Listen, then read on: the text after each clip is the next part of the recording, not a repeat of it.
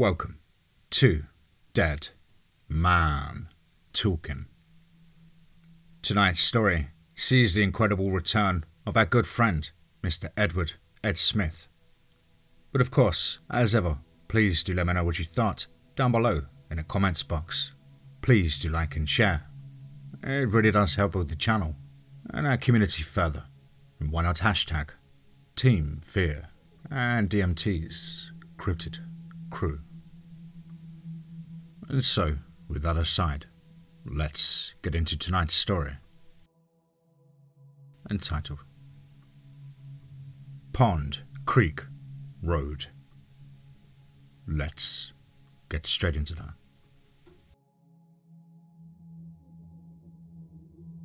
Northeastern Oklahoma is riddled with old country roads that are descendants of old wagon trails and travel routes of ancient passage.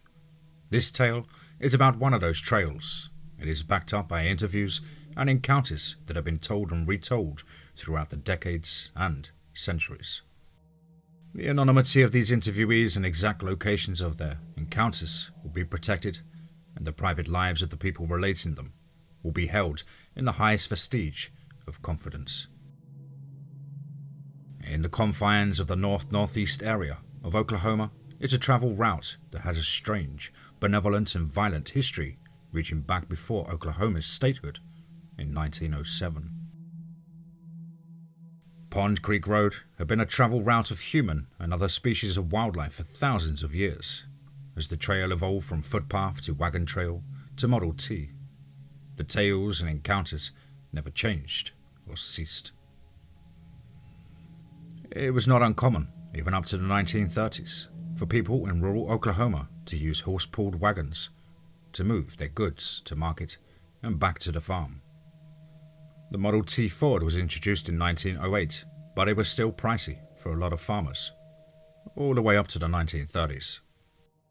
In the mid-1920s, on the early evening of January 12, 1925, 8 miles southwest of Hart, Missouri, in the foothills of the Ozark Mountain Range, just across the Oklahoma-Missouri state lines, on a point along Pond Creek Road, that has become rather notorious for the history of the trail. Jess Summers and his wife Ellie and their 3 sons were traveling back to their home in their heavy buckboard wagon that was being pulled by a team of 4 draft horses. Jess's family were returning from the local town market after bringing some of the farm's produce that the foothills still allowed them to grow from the underground streams and the climate barriers that the farm's location offered, and traded them for dry and canned goods at the local market. As the evening progressed and the light of the winter's day was waning, and the old growth forest and low-lying undergrowth of privet trees began to close in on the trail, and the cold of the day was giving way to the cold of the night.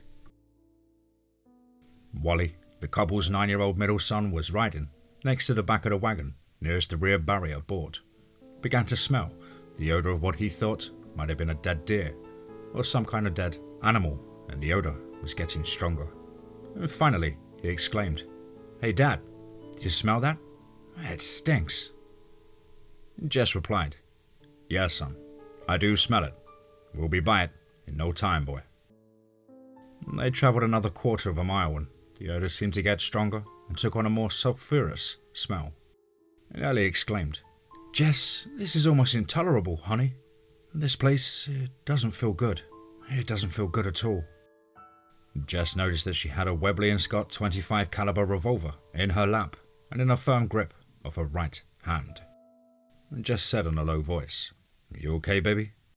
She looked at him and just shook her head back and forth with a serious look of fear. Jess kicked the horse team up into a faster pace, just to get some distance. The intensity of the bumps and ruts of the trail bounced the heavy wagon more violently and woke up Garrett, the couple's oldest son. He was 15 and was strong and coming into his own, as young men did in those days.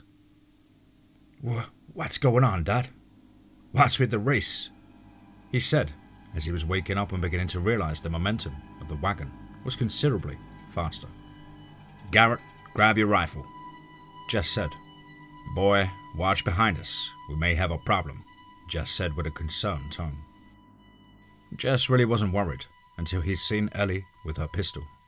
You see, she has only drawn that revolver 5 times since he bought it for her, and she has a fear and disdain for guns ever since her brother was killed in a bar fight in Tahlequah 3 years ago. He knew her fear was real.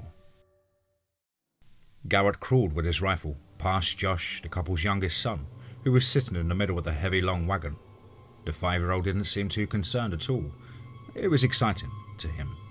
He crawled past all the bags of dry goods and boxes of cans and other goods that they had traded for, and sat down next to Wally at the rear of the wagon. The wagon travelled another mile or so, and the night was moving in. Jess brought the wagon to a stop and gave the reins over to Ellie. Garrett asked if he needed him to help with the horses, and Jess said, "No, son. I need you to keep watching our back sides, just in case something comes up from behind us." He replied, "Okay, Dad." And Jess said, "Wally, come on up here and help." And Wally jumped out of the wagon and ran up to the water barrel strapped to the sides of the wagon and began to fill the buckets. Jess set about lighting the dark lanterns that had concave reflectors and crude lenses that would amplify the light that would be focused out towards the front of their path, so that the horses could have some light to slow walk the trail. Jess had a total of 4 of these large dark lanterns pointed towards the front, 2 on each side of the wagon, just in front and off to the side of the footrest of the wagon. And since he has driven this trail before, and the horses have too, so this is old hat for him and his draft team. Wally and he watered the horses as Wally was about to jump in the wagon when a low-pitched growl, almost siren-sounding howl, came from directly behind them. In the twilight, Garrett could almost see some kind of form of a creature, as he would later describe it. Jess grabbed the reins from Ellie and kicked the horses up to a trot, and Wally jumped into the wagon and fell back out as the wagon began to move. He ran for about 20 feet and tripped and fell as the wagon continued to move. As he got to his feet, he could see, in the black light of the 4 lanterns up front, that Garrett had raised his rifle and was getting ready to fire over his head, and Wally hit the dirt, and as Garrett fired 3 shots over his head, Ellie screamed, "Garrett, stop shooting! You're going to shoot your brother!" And Jess hollered back over his right shoulder as he was wrestling with the reins to keep the horses calm. "Why are you shooting at, son?" "There's something back there, Dad. There's something back here. Wally, get up. Run, brother, run!" Garrett yelled. Wally could see the shape of the form that was on 4 legs. It was gaining ground on his brother as he ran for the wagon and was grabbing onto the barrier board. Garrett fired 2 more shots. The form that was now not much more than 100 feet away slowed down, and the distance increased between it and the wagon. Garrett grabbed the back of Wally's pants and pulled him into the wagon. As the 2 shots rang out, Ellie turned and over her right shoulder, and bracing herself with her right foot on the running board, she was able to catch a glimpse of what Garrett was shooting at. It was dark, seemed to stride on 4 legs, and she was convinced that she was seeing a very large wolf. And then her attention was directed to Wally struggling to get onto the wagon. She was about to yell at Garrett when he pulled Wally on to the wagon, and as her attention focused back on the shape as it disappeared into the woods, in which the branches and limbs of the woodline were scraping the sides of the wagon. Jess was slow in the wagon to be able to figure out what was going on when Ellie said, "Don't you dare stop this damn wagon!" He saw the total fear in her eyes and kicked the team into a full stride. "What did you see, Ellie? Ellie, what did you see?" Ellie turned to Jess and replied, "Get us home. Get us home."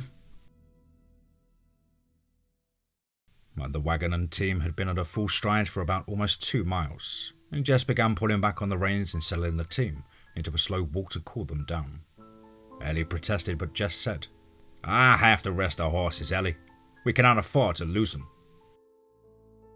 A clearing off to the side of the trail came into view. It was a large clearing that would allow them to pull the wagon and team into and have an open view out to about 125 feet in all directions. Jess circled inside the clearing and pointed the team towards the trail and pulled the team to a halt. "Garrett, watch out for us. Ellie, get my rifle. Use it if you have to. Sugar." He immediately set to watering and checking the horse's legs and hooves, and while he was helping when Garrett said, "Hey Mom, I think whatever it is, it may be following us. Every once in a while I think I see it, in the tree line," as he points to a location that is the furthest away from the trail in the clearing. She says, "Okay, you keep checking in other directions. I'll sit here and keep watch over there." Josh acted like he was going to get out of the wagon, and Ellie quickly reminded him that if he did, she would blister his backside when he got home. Jess and Wally returned from Dillon with the team, and Jess said, "Well, for the most part the horses are good. Better than I expected, but they can't run like that for a while. Slow and steady will have to do." Jess kicked the team back into a slow walk, and they re-entered the trail, and after 2 miles everything calmed down. They were entering a flat portion of the trail. It was less hilly and more smooth and less curvy. The trail was covered by overhanging trees, and with the light reflecting down onto the road, it looked like they were in a tunnel of sorts. Kinda creepy yet beautiful. This effect was present off and on for about 3 miles of the journey, as they began to turn onto one of the few curves in this section of the road. From the tree canopy above the road, a black shadow moved through the limbs of the trees, and as the wagon made the curve, it seemed to let go of the canopy and drop plunging towards the moving wagon below. And with a thundering crash, it impacted with the bags and boxes of dry goods.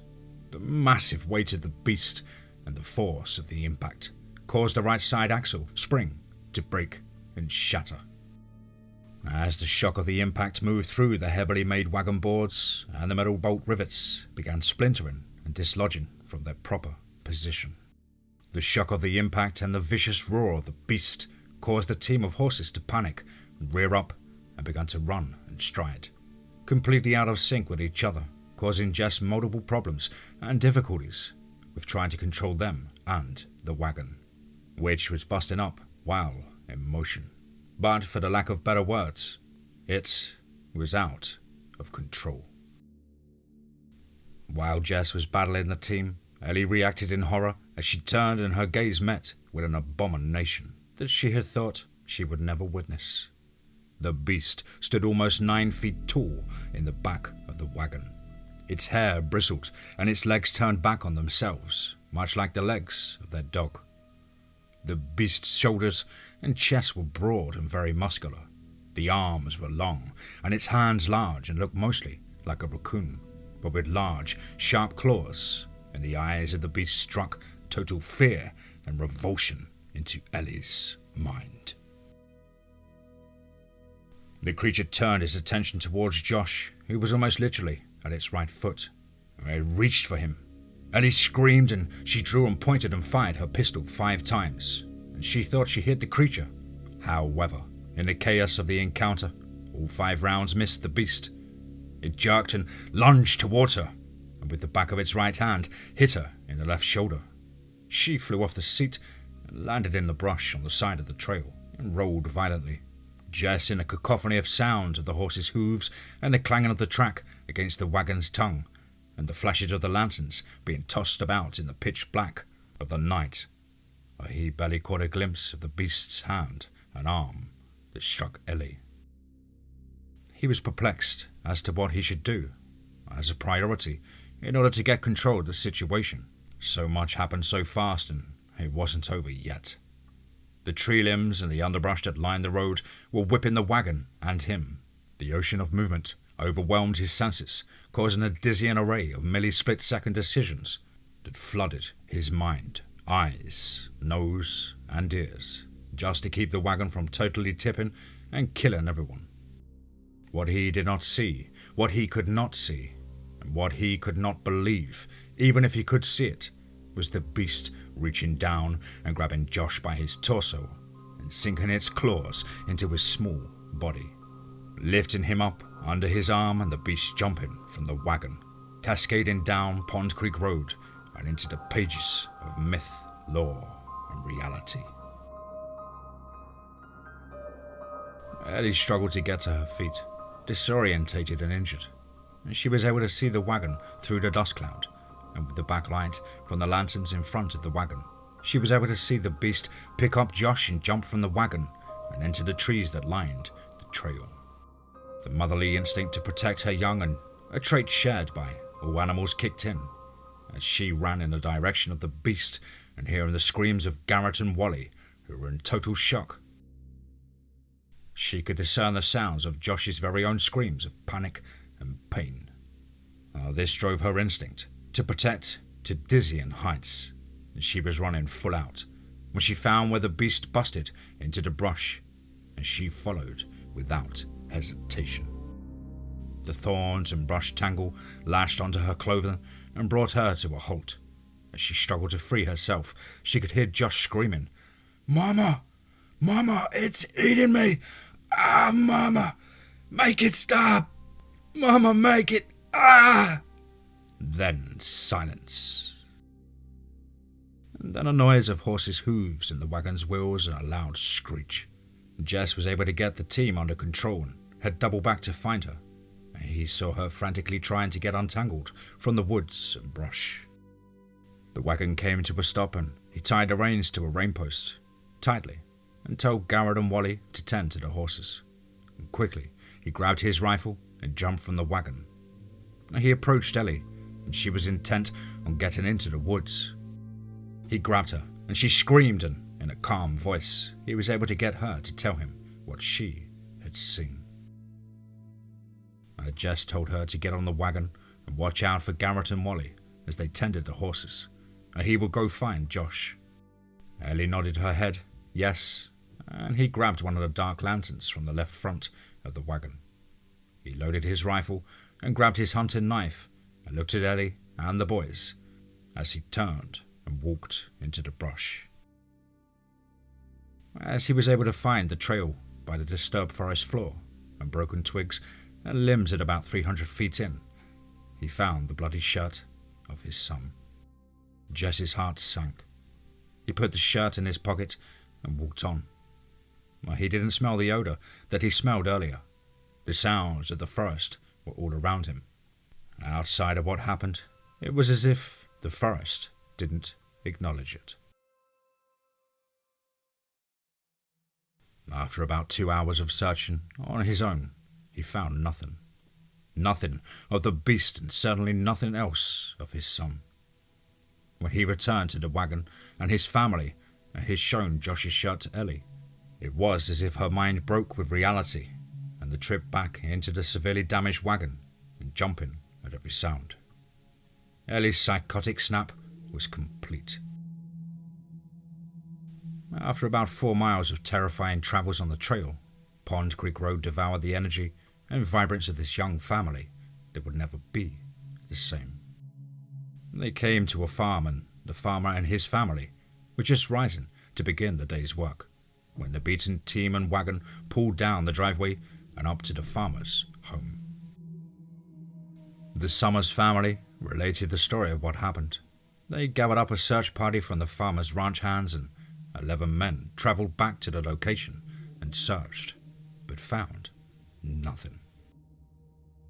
The authorities were notified and the sheriff's office wrote it up as a black bear attack, and Ellie was admitted to a mental asylum where she lived out her life, and Jess and their sons lost the farm during the stock market crash and were now homeless. After a while, Jess took his sons to his brother and asked him to keep them while he went to California to look for work. 3 months later, a deputy arrived on his brother's doorstep and notified him that his brother Jess had committed suicide, but had left a rather long letter to be delivered to him, and in Jess's own hand he attested to the truthfulness of the account. It was from these 28 pages of handwritten letter this story was recounted from by Jess's great-great-grandnephew to this author. The trails of Pond Creek Road wind and twist like the movement of a snake. One doesn't know where it will take you, where it will lead you. Will it lead you to your demise or to the wonderment of your life?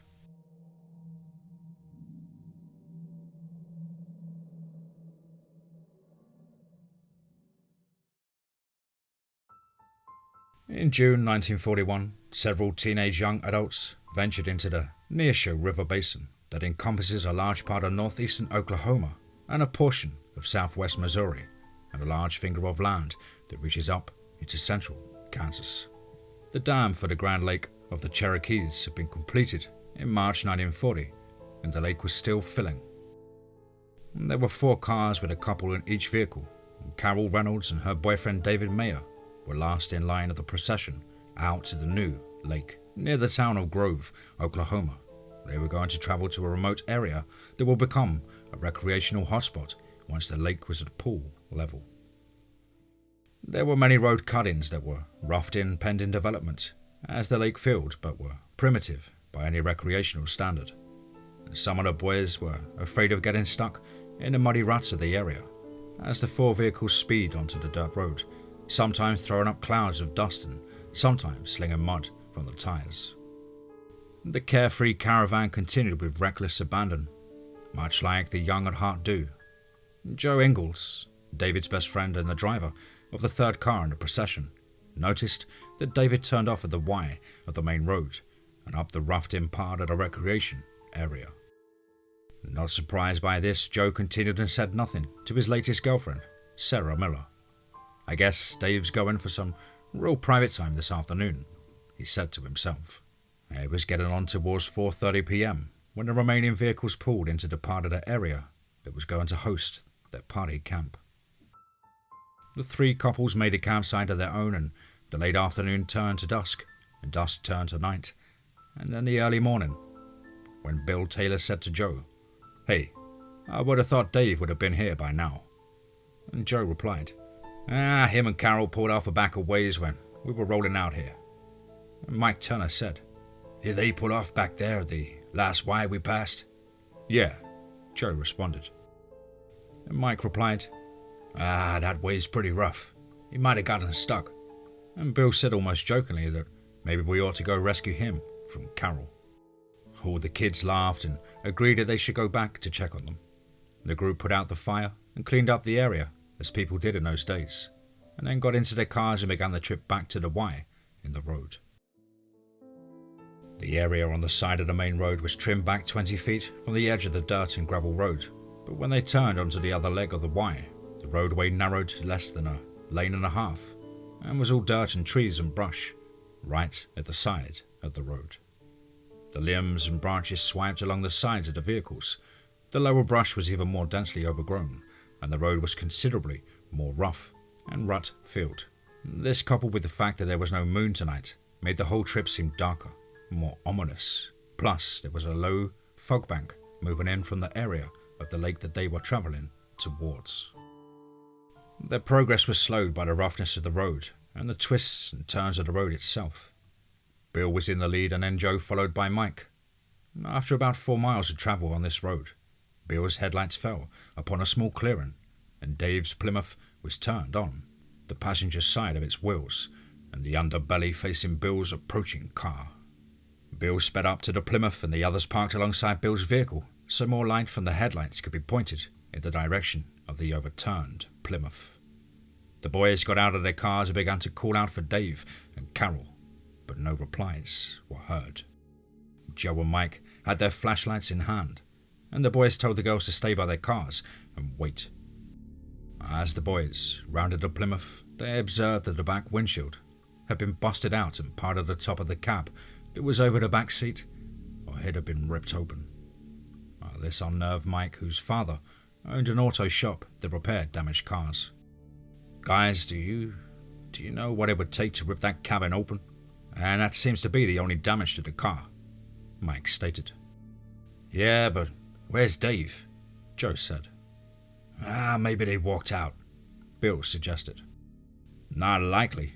We would have seen him on the road, and certainly they would have walked to the camp to meet up with us," Mike replied. Mike looked into the back window area and seen pieces of clothing hanging on the sharp metal of the ripped-up cabin. Well, there was some blood on the back seat and back dash, but none on the front seat or front dash.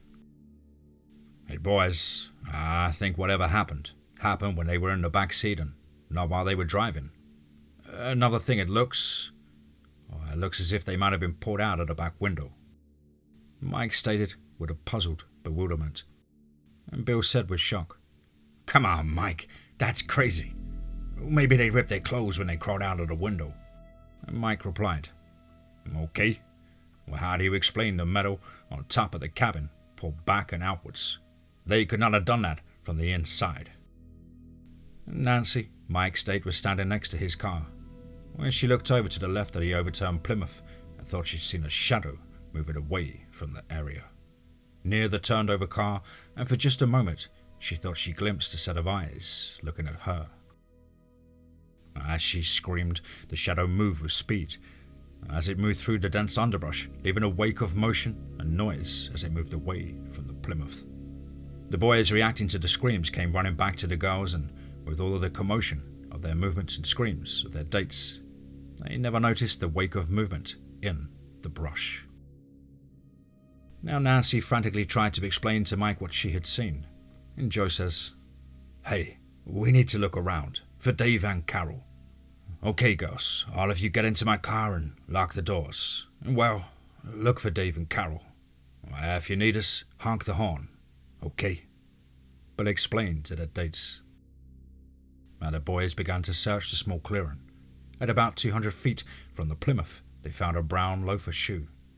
And Joe said, "I believe this is Dave's shoe, and it looks as if Dave is running in this direction. But I don't know what these big scuff marks in the dirt are, but they look like they're following him." The boys set about following the scuff marks, and at about 500 feet from the Plymouth, they found another shoe, and the scuff marks turned into the woods. The boys followed the scuff marks and broken branches and twigs, of which some were about 5 feet tall, and some at about 8 feet up on the sides of the trees and bushes. At another 200 feet into the tree line, the boys' flashlights found a grisly scene that none of them ever forgot. And at least one of the boys, to the day he died, in June of 2006 at the age of 81, recounted the story as he remembered it. It corresponded to a written account of the story by another one of the boys in a typed 19-page statement made to a private investigator some 22 years earlier. The boys, moving through the woods at night with their 2 flashlights, walked into an area of undergrowth that had been laid down by what could only be described as a desperate struggle. Branches of trees and undergrowth shrubs were ripped up out of the ground, and Dave's body, or what resembled a body, was found on his back. It looked as if he was draped over a massive log laying on the ground, and upon closer observation you could tell that it was as if something put him on his back across the log and broke his back in multiple places to get him into that position. His abdomen had been completely opened, and his intestines were strewn about, as if someone would have been field dressing him as a prey. He was for the most part naked, and his manhood had been removed. This ghastly sight was further enhanced by the fact that his face and skull had been bashed or deformed inward about 5 inches, as if a massive fist had struck his face. Bill vomited and retched onto the ground. Joe broke out in tears, and Mike sat there in utter shock. If it wasn't for the loud grunt coming from the left of them, they may have sat there all night. And with the grunting growl fresh in their ears, they took off and ran back to their cars. The boys entered their vehicles, and the girls were immediately panicked. They drove to the sheriff's office. After an hour of trying to convince the deputy on duty, he decided to call the sheriff, and the sheriff with several of his deputies and the teenagers caravanned out to the area. After a search of the area, they found Dave's body and could not locate Carol. The sheriff called the Oklahoma Highway Patrol to assist in the search and investigation. The OHP was in its infancy, only having been established 4 years earlier. between the OHP and several surrounding sheriff's departments, and some of the local community members who had some military experience, there were over 125 persons actively searching the area for Carol. Checkpoints were established to monitor movement in and out of the area, and this went on for 3 weeks. Yet nothing was found of Carol. The incident was ruled as a car accident, and a black bear was in the area that was blamed for the brutal mangling of Dave. A few members of the FBI were also on the scene towards the end of the search and investigation, and filed a report that the sheriff's office was sent a copy of. However, during an investigation by a private investigator in 1984, the sheriff's report, the OHP report, and the FBI report could not be located. Carol's remains are missing to this day, but Pond Creek Road remains in the form of country roads, paved and unpaved, with some sections a more improved road, even to the extent of part of it being 4 lanes with a turn-in lane in the middle, sidewalks included, and known by many other names.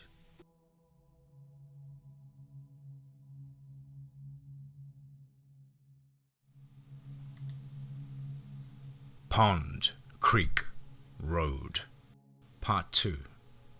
Let's get straight into that. May 2019, one of these sections was opened, and areas that were not that accessible were now very accessible. On the 10th of May, Jerry Turner, a 29-year-old, 6-year US Marine veteran, was driving eastbound and about to cross one of the new bridges constructed over a tributary of the Neosho River. He was returning from a job he had held at a local Native American casino at about 3:15 a.m.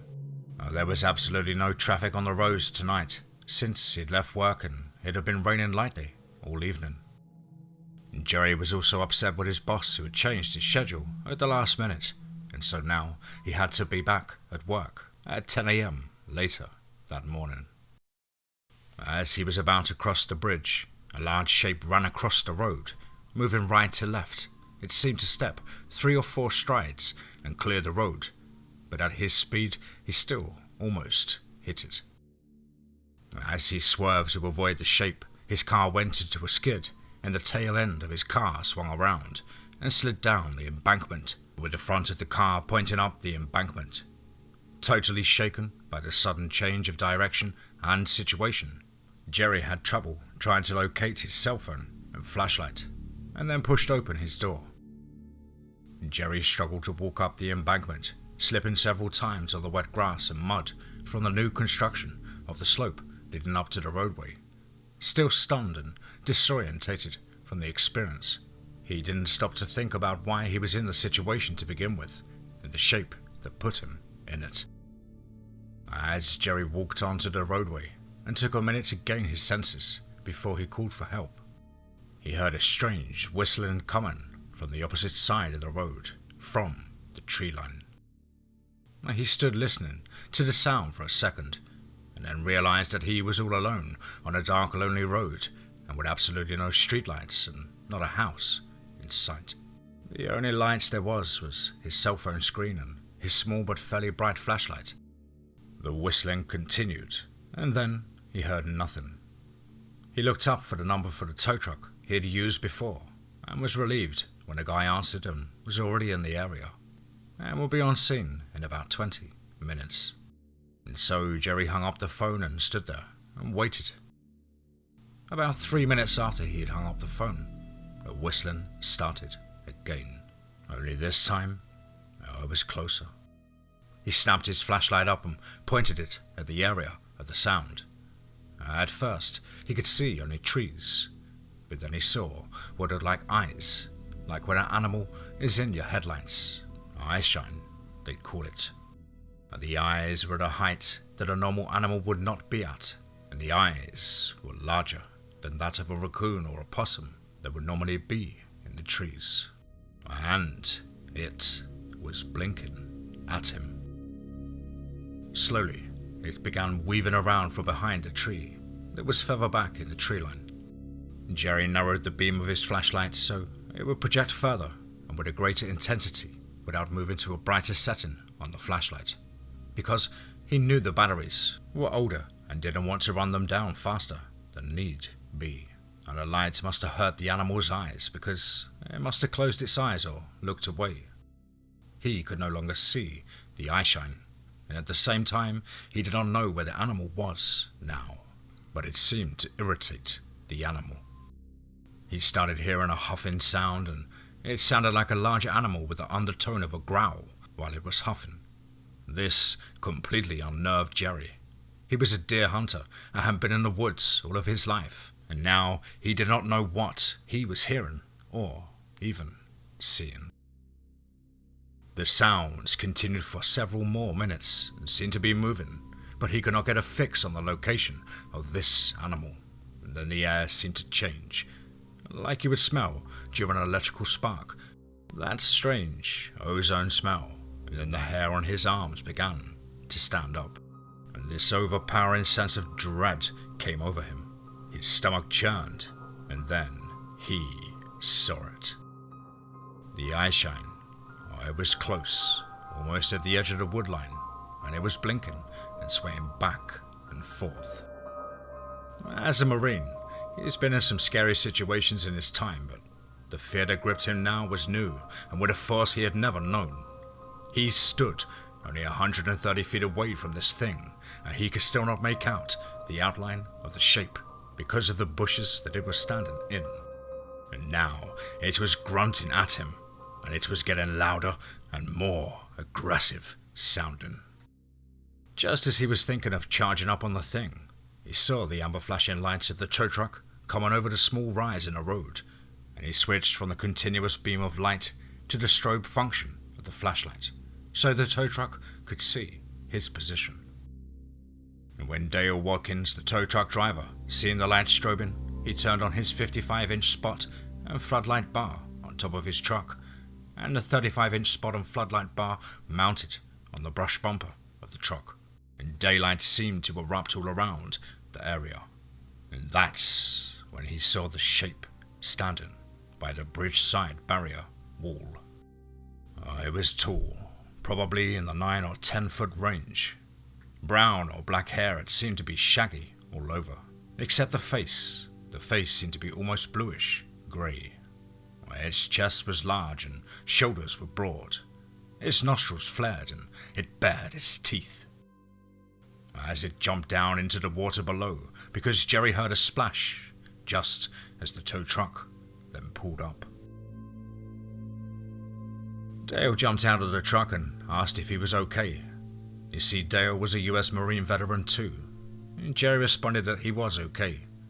But we need to get out of here quick. Dale looked puzzled and saw the look on Jerry's face. Dale pulled his pistol from his waistline and handed it to Jerry and asked him to watch his back while he hooked up his car. And Jerry looked all too relieved to have a weapon in his hand. He had to pawn his pistol last month in order to make rent. Even he didn't think that that pistol would help with what he'd just seen, but it was nice to have. Now Dale had Jerry's car hooked up and back on the roadway in 20 minutes. Jerry's right rear tire was blown, and Dale said, "We're going to tow it to Roger's convenience store, change the tire there." And Jerry replied, "Damn right, we're not fucking changing a tire here." As they drove the 7 miles to Roger's, Dale asked for his pistol back, and Jerry put it back in Dale's hand, and Dale responded with, "You saw it too, didn't you?" And Jerry looked at Dale with shock and surprise, and Jerry accosted Dale for about a half a mile. And Dale said, "Brother, I drive all the time, at hours of the night, and when I move through this section of the road, I always slow down. You see, they cross through here all the time, especially since they have finished this new part of the road. People who walk this section of the road, they are clear of it before dark. That's why when you told me where you were, I hightailed it over here." "Why didn't you tell me?" Jerry stated with anger. "Now would you have believed me?" Dale simply said. Jerry now watches his speed in the woodline. When he drives through here after dark, and oh, by the way, he got a pistol out of the pawn shop and it will never leave his side again. You see, because you never know what you'll come upon when you drive Pond Creek Road. And this encounter was relayed to this author by Dale, the tow truck driver. This following encounter was given to this author by a good friend. That is a member of the Bigfoot Research Organization in Missouri. In the fall of 1985, a hunter in the area of Monkey Island, of Grand Lake of the Cherokees on the western bank of the island, and was privy to a terrifying horror-filled encounter at dusk. Now, while this is not directly on Pond Creek Road, it is in the vicinity, and it is worth noting. The island was much more rural and wooded in this time period, and hunting was allowed at this time. Today, it is not allowed, and there is considerably more development on the whole island. Jason Walker was out bow hunting in the western edge of the island in mid-October of that year. He had placed his tree stand about 3 weeks earlier and was preparing to make a deer camp out in the area 2 weeks prior to the season opening. He was clearing the camp area slowly. He would move brush and relocate it and then move his firewood in several stick logs at a time, not wanting to create a big disturbance of his presence in the area, just making slow adjustments. He had several small tree hanging corn and acorn feeders in the area of his tree stand and was making adjustments to the brush and small trees in order to help his firing lanes during the season's hunt. And Jason, he loved hunting of all kinds, but archery season was his favorite. When this time of year came around, he was all about it. The season was about 5 days away. It was about 9 a.m. when he was returning to his camp area to make some other adjustments. When he arrived at the campsite, he was shocked by the state of the camp's location. Someone or something made a complete mess of the site. It, or they, ripped down almost every improvement he had made. Now this infuriated him. He had no way of proving who or what did it, because of the state of the ground and the ground cover. It was hard to determine who the culprit was because the only tracks, if you could call them that, were large indentations in the ground, and some of them resembled canine tracks, or rather large canine, and others were just large ground disturbances. They were about 17 to 19 inches long, but all of them lacked any real detail. He was so upset. He wasn't thinking about anything other than a human was messing with him, and Jason set about trying to reassemble the camp with what was salvageable. As early afternoon waned into mid-afternoon, Jason almost had his camp back into some sort of order, and he had laid down on a small log platform that he had constructed and covered with a blanket, when suddenly he quickly sat up. It was almost as if he was experiencing the effects of a high fever, with dizziness and disorientation overwhelming him, and then the nausea set in. Jason couldn't figure out what was the problem and the issue he was having, and why it set on so quickly. For about an hour and a half he laid on a makeshift bed and was curled into the fetal position, feeling like he was on the verge of vomiting. Coupled with this, he kept sitting up and looking around, as if someone or something was watching him, or was very near to him. After some time, the nausea went away, but the feeling of being watched remained with him. Jason stood up and braced himself against the tree. He decided that he would climb up in a second tree stand that he had placed in a large 44-inch diameter oak tree just above his camp. Now he used it for observation, and it was placed some 41 feet up in the tree. He utilized a pole climbing rig, much like the ones that the electric company guys used to ascend electric poles. This allowed him to climb up to the stand and not have to deal with ladders. And the mid-afternoon was giving way to the early evening, and the air was cool and fresh. He was always amazed at how the air was different just a few dozen feet above the ground.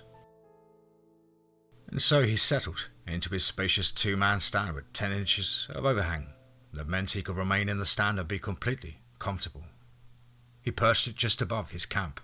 You see, Jason was 5'5" and he could almost lay down on a still great floor of the stand and still not be seen. 30 minutes after settling into the stand, and the forest sounds went silent. A feeling of despair, foreboding and fear came over him. His bow was down on the ground, but his .45 caliber pistol was in his vest, and he was wearing the vest. He had 2 extra magazines with 10 rounds apiece, and he still could not shake these feelings. At one point, he was actually shaken in fear. Jason kept telling himself, "Come on, man, get a grip." And then an odor crept up the tree. It smelled like mangy dog that had been rolling around in its own excrement. And then he heard what sounded like footsteps coming from the direction that would place it behind his camp. Jason thought, maybe the assholes that tore up his camp had returned. The feeling of fear and despair left him, and anger was moving back in on thinking that he was going to catch someone red-handed. And what Jason saw would change his life forever. Stepping out of the wood line was a beast of what he thought only existed in movies and myth. It walked on 2 legs, and its legs resembled that of a dog's legs, but massive and muscled. It was covered in bristly hair, and its chest was broad, and shoulders were rounded down, not like a man's, more like an animal, like those of a dog. The arms were abnormally long, with hands like those of a raccoon, but with 1 to 2 inch claws, and the head was like that of a large wolf, and with very pointed ears, and on the crest of its head it was covered with thick, bristly hair that stood up quite like a mohawk. And the teeth were sharp, and there was a lot of them. Immediately, Jason's anger turned back into fear, and then he was transfixed with absolute terror. The beast moved around his camp, sniffing and smelling, and Jason said to himself, "Oh my God, it's tracking me." As the sky turned to a radiant red-orange, and then finally to a cool dark blue and purple, as the full sunset was moving across the sky, nightfall was an unwelcome sight, and Jason knew that a terror-filled night was ahead of him, and he was unsure of what the next hours would bring. Hopefully, continued life and happiness, but it seemed to him that the universe was signaling his approaching demise. The beast continued to circle below him. It rifled through the camp, sniffing and knocking things over. And it was sniffing and rummaging through his makeshift bed and ripped his blanket to shreds of cloth. He could tell that it was getting very agitated by its failure to find him. He wanted to grab his pistol, but he was so afraid that he would make noise and it would know for sure where he was, that he could not bring himself to do it. The beast circled the camp again and was snarling and growling, as its anger and frustration was climaxing. And then it stopped, turned its head, and snarled at the spot where he had climbed up the tree and into the middle of the 2 spiked trails that he had left as he ascended up the tree, and at the spot where his crotch would have touched and rubbed onto the tree bark. The beast began to intensely smell the scent line that he had left as he traveled up the tree, and then the beast looked straight up at him. Jason knew that it could not see him, but it was fully aware that he was in the tree stand, and that is when he saw the eyes. The intensely yellow eyes that seemed to penetrate not only his soul, but his knowledge that he wasn't the hunter. He was the prey. The beast stood up and reached as far as it could up the tree. At about 17 or 18 feet, it sunk its claws into the tree bark and ripped a trail of 3-foot claw marks down the tree. This action made the entire tree vibrate. He could hear the beast sucking in air, and the growling howl and snarling gnashing of teeth unleashed Jason's absolute terror, fear, and loathing. Immediately, he urinated and defecated on himself. and Jason lay there on the floor of the tree stand, curled up in a ball, shaking and choking back tears. And while not taking his eyes off the beast, his heart leapt out of his chest when he saw the creature bury its claws of its left hand and plant the claws of its right foot into the tree, and then it raised itself off the ground and planted the opposite claws as it began to climb the tree.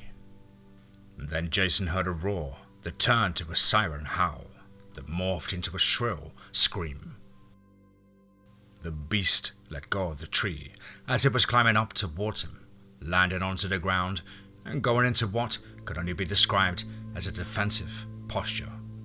As the thundering-like noise of a train and a bulldozer moving through the trees and everything else began to get closer and closer to his position.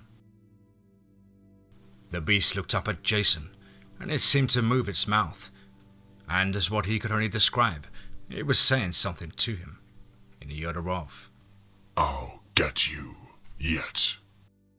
And just as the beast mouthed those words, a thunderous crash as a wake of trees, shrubs and undergrowth exploded into the small clearing. And there, in the midst of the growing chaos, stood a large, what only Jason could describe as a giant covered in long hair. It stood better than 10 feet tall and was massive in every aspect. And then a second one, slightly smaller, burst into the clearing from a separate location. As the two roared and pounded the ground with their fists, the two creatures charged the canine, and the fight was one of epic proportions and levels of violence that could not be imagined. The three monsters were locked in a melee that took them out of the small clearing that they were clearing brush towards the east. Now was his chance. Jason grabbed the safety rope and dropped it down from the tree stand. He slung himself over the railing and mountaineered down the tree. When he hit the ground, he could feel the vibrations of the fight through the ground. He quickly located his bow and went to look for his backpack, because his truck keys, well, they were in it. The fight between the monsters seemed to be intensifying, and it also seemed that it was moving back into his direction. Jason could still not find his backpack and was frantically looking through the gear, debris and other equipment when he heard a noise directly behind him. And there, standing by the large tree, he had his second deer stand. In was a creature that was covered in hair about the size of an 8-year-old boy, but it looked like an overgrown chimpanzee, but a lot bigger and stronger. It stood there with a look of fascination and curiosity. Out of the peripheral vision of his right eye, he spotted his backpack. Jason moved swiftly and quietly towards the backpack, as the small creature never moved towards him. It just seemed to want to look and see what he was doing. Once he had his backpack in hand, Jason turned his back on the small creature and walked quickly away. It never followed him or made a single sound, as the fight of the three monsters broke into the clearing again, and Jason slipped into the wooded brushline and then began to run for his life towards his truck. It was over 3/4 of a mile away. As he was running, he could still hear the massive fight raging behind him, but the sounds of the battle were getting more and more distant. And when he reached his truck, he was amazed that he'd found his truck in the depths of the night. He pulled his keys, and while the fight of the monsters was still dominating the soundscape of the night, it was more distant, and he threw everything he had on him into the truck bed, unlocked the door, and started the truck. Jason drove as fast as he could without wrecking, and with several turns, he was off of Monkey Island, and with several more miles and turns, he was back on Pond Creek Road. He pulled over at a rest stop that was outdated by today's standards and was, well, a little intimidating and scary at night. He stopped the truck in a drive-through parking space, left the engine running, and opened the door and got out and put his hands on the driver's side fender of the truck, and then took a deep breath and put his head on the truck as he tried to collect himself.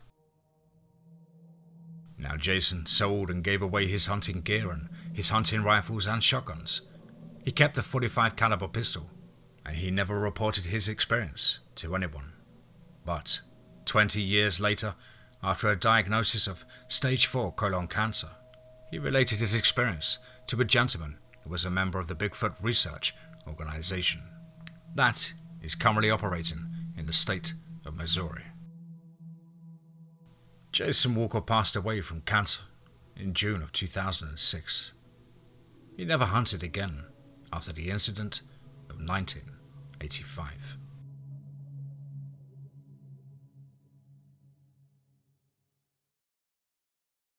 Pond Creek Road has a way of winding and weaving its way through the countryside and the lives of any and all that travel it. And in late July of 2018, Donna Waywright is a 27-year-old single mum who was a student at the local college in the area of Northeastern Oklahoma. As she was driving home one night on a very long commute from attending class, the compressed summer school sessions were busy and fast-moving. It seemed like it was homework assignments one day and tests the next. It was about 3:18 in the early morning when she felt the urgent need to relieve herself after a day of eating every unhealthy thing in the cafeteria on campus, and now she was paying for it by having to stop at night at a rest area on Pond Creek Road, the same rest area that Jason Walker stopped at in 1985 after his unfortunate experience. The rest stop is tucked back off the actual main road and is set back more than 1,100 feet back off the road, and the main roadway is a curve-filled approach to the main area. The road up into the main area is lined with light poles. Most of them don't work or have had the lights busted out. The landscape of the area is unmaintained and ragged. The trees are large and overhanging on the roadways. The undergrowth is bushy and erratic in its placement. The trees and bushes cast long dark shadows with existing lights that work, and the trash cans are either missing or full or non-functioning. Most of the concrete tables are broken in some manner. In the evening, the area takes on a surreal sense of an uneasy atmosphere. The restrooms seem to be the only thing that gets any real attention. As to the maintenance, these 1960s designs allow for the use of steel framing and heavy gauge corrugated metal sheeting bent into a spiral form. They put the center of the facility in the middle of the widening spiral that allows the user to walk in and move through the spiral until the user reaches the center. The facility wasn't entirely closed in by the metal sheeting because there was not an exhaust fan. The design called for a 12-inch opening of the sheeting at the bottom of the structure.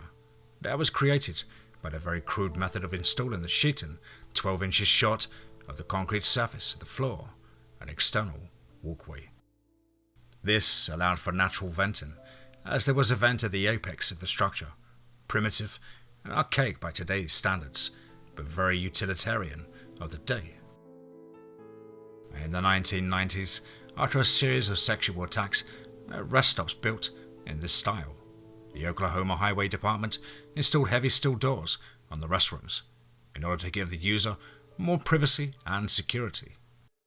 Many of the users complained that the doors were so heavy that they could hardly close them.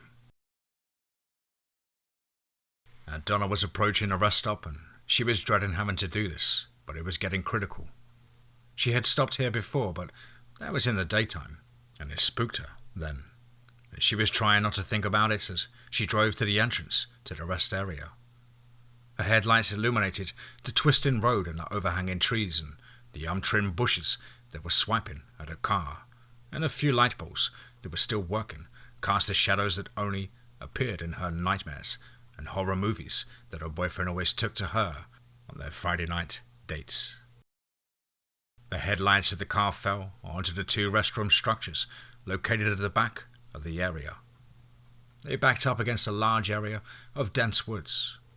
As she pulled up, turned off the car and her headlights, she grabbed a roll of toilet paper out from under her seat because the last time there was not any in the restroom.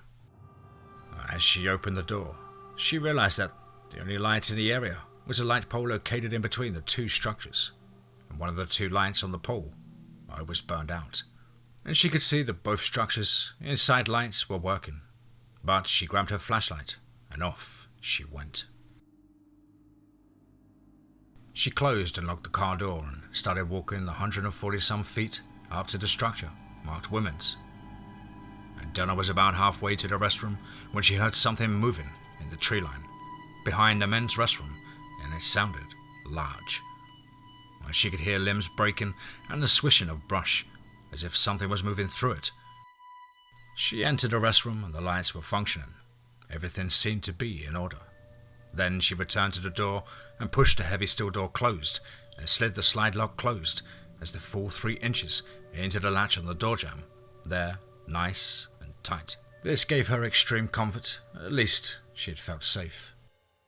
Donna moved to the toilet and placed toilet paper on the seat and unbuttoned her pants and then sat down on the seat.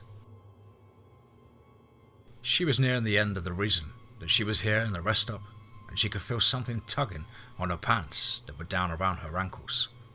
She looked down and she could see nothing that could have been tugging on her pants, and her feet and pants were some 6 feet away from the back wall of the restroom. Even though the 12-inch opening went around behind her, she could see how nothing could have been pulling on her pants. Well, she just chalked it up to being late and tired. Donna settled back into completing her task when she felt the tugging again on her pants.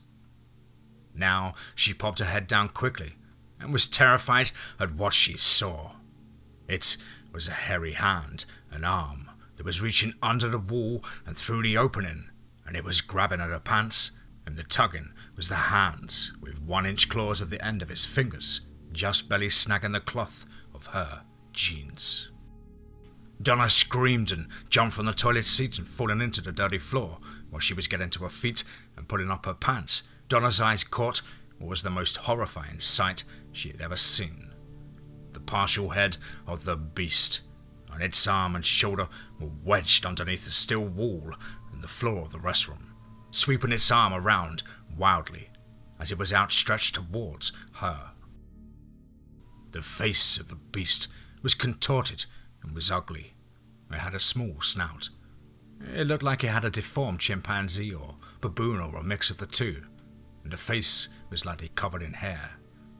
Its teeth were sharp and jagged.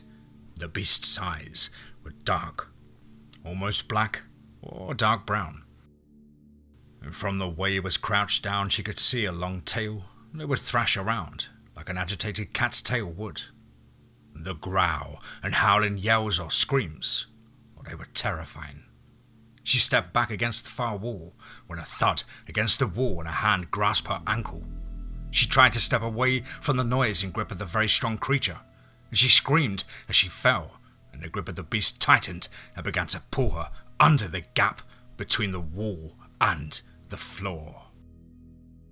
She put her right foot against the lower part of the wall and pushed with all of her strength, and she was able to see the hand, wrist and lower arm, and with a 14-inch maglite that her boyfriend bought her, and she complained endlessly about it being too large and too heavy.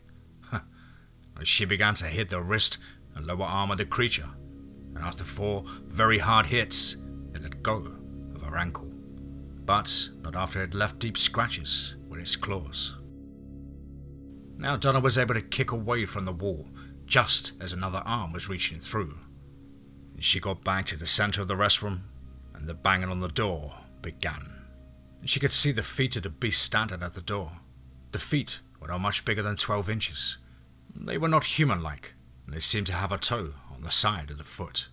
The top of the feet were covered with long hair, and there seemed to be more of them banging on the sides of the walls of the restroom. The sound was thunderous and deafening. Imagine being an oil drum and it being hit with multiple hands. She knelt in the center of the restroom, where it was safe from the search of the creatures, and she covered her ears and screamed for them to stop. Then there was a loud sound on the roof of the restroom, which was covered by the same steel sheeting, and in the center of the ceiling was an 18-inch vent hole that had a vent cover that had just been ripped off. A long arm of one of the beasts reached down from above and was within 20 inches of not being able to grab her hair on her head. The terror that ran through her was unimaginable. The lights flickered, went out and came back on several times. And during one of these blackouts, she saw the arm of the one at the door, began reaching under and upwards towards the sliding latch upon the door. She started panicking and was screaming, "Oh God, don't let them in! Oh please God, don't let them! Oh God, please!" The beast's hand could only reach within 3 inches of the latch handle. This caused her to react out of panic, and as she rose up to run to the door, the hand that was reaching through the wide open vent hole in the ceiling grabbed her right shoulder with its claws and sunk them in. She began hitting the hand with a flashlight. I let go of her and left puncture marks on her left shoulder, and soon blood started running down to her chest. In the process of getting it to release her shoulder, she dropped the flashlight and it rolled towards one of the outstretched grasping arms on the floor. And while the beast was trying to grab the flashlight, it inadvertently knocked it back to her. As it was spinning and the beam of light strobed around the restroom, causing her to become disorientated, she grasped the light and ran to the door and began beating on the hand and arm of the beast reaching under the door. In the grip of the struggle, she was slashed on the side of her right upper thigh by the claws of one of the creatures reaching up and under the wall. A few more hard strikes with the flashlight, and the beast quickly pulled its hand back from underneath the door. She then could see the ceiling denting in from the weight of the 3 to 4 creatures that were on the roof of the restroom. And the creatures were communicating with some sort of gibberish, and they seemed to be coming up with a plan. She started moving back to the center of the room when she'd seen the headlights of an approaching vehicle. They were bright like a light bar on the truck, and with a few whop, whop, whop noises. The creatures were quickly withdrawing from the restroom, and she could hear them running into the tree line and the underbrush directly behind the restroom structures. Donna wasted no time and ran quickly to the door and looked through a crack between the door and the heavy metal jamb of the door frame. The truck was just pulling into the parking space that was about 2 spaces over from her car. She pushed the latch over and pulled the door open, and it smacked against the wall as she ran through the door with a flashlight in hand, screaming, "Help me! Help me! Watch out, they're behind there!" As she pointed to the restroom structures as a man and woman exited the truck. She was trying to communicate with them, and the woman noticed the blood on her clothes, and the woman and the man ushered her into the truck, and the truck squealed its tires as it backed out and left down the drive that would put them back onto Pond Creek Road. Now the man and the woman took Donna to a medical center, where she was treated for her injuries and shock. The sheriff and 2 deputies interviewed her in the hospital, but all they would hear is that it was an animal attack, probably a black bear protecting her cubs that she had stashed in the area. The authorities wrote it off as an animal issue, and several deputies went out and searched, but nothing was found. As for Donna, she was admitted for observation in a mental hospital for a period of 2 months, and after a battery of tests and medication, she was released into the custody of her 2 sisters, where she made a slow but steady recovery over a period of 9 months. The only oddity was the discovery of a strange bacteria in her bloodstream. It was a bacteria only found in large primates. Humans can contract it only by close contact, and she was treated for it, and the only antibiotic was noted in a medical chart, but a pathology report was not located in the medical records when her older sister obtained the records. Now Donna was killed in a head-on collision in July of 2020, almost 2 years to the day. Donna, who related her story several times by recorded statement, of which this author was allowed to listen to in one sitting and was allowed to take notes. And a man and a woman who helped Donna that night, well, they were never identified in the deputy's report. Donna's sister has a copy of the report, and nowhere are the names of the statements that they gave to the sheriff's office contained in the report. This author went to the county sheriffs to obtain a copy of the report, and the file could not be located. And this author is not surprised. The department was not very interested in being helpful, but this author is stubborn and will continue to ask questions. The author was made aware of the encounter and attack by a close friend and mutual acquaintance with Donna's older sister. Pond Creek Road is a unique and terrifying pathway that is sometimes a very mundane and peaceful route to travel. But no one knows when its vicious and brutal side will make itself known. This author has gone to great lengths to protect the identities and keep the locations of these encounters anonymous, like the participants and witnesses requested. Let this conveyance of information help you in your journeys and travels, and with the knowledge that there are things in this world that exist and exist only in order to bring our nightmares into reality. Note from the author. The encounters portrayed here are factual. Certain aspects were dramatized to convey the intensity of the encounter and should not be misconstrued as to lessen the actual authentic encounter information.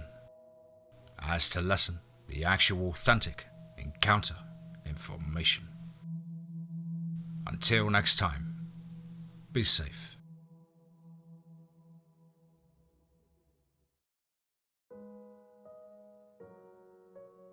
Wow. Certainly another one. Wow. Absolutely chest-pounding, spine-tingling collection of historic cryptid encounters or accounts there. A humongous thank you to my good friend, Mr. Edward Ed Smith, for putting this together. What a wonderful treat, right up there with some of the most intense encounters or reports I think I've ever heard. Would love to see more of this style from yourself, Ed. You have a fantastic way of words and an even greater grasp of structuring these reports into an enjoyable but still chilling format. Well, guys and girls, another one bites the dust. As ever, please do let us know what you thought down below in the comments box. Please do like and share. It really does help with the channel and our community further. Why not hashtag TeamFEAR and DMT's Cryptid Crew.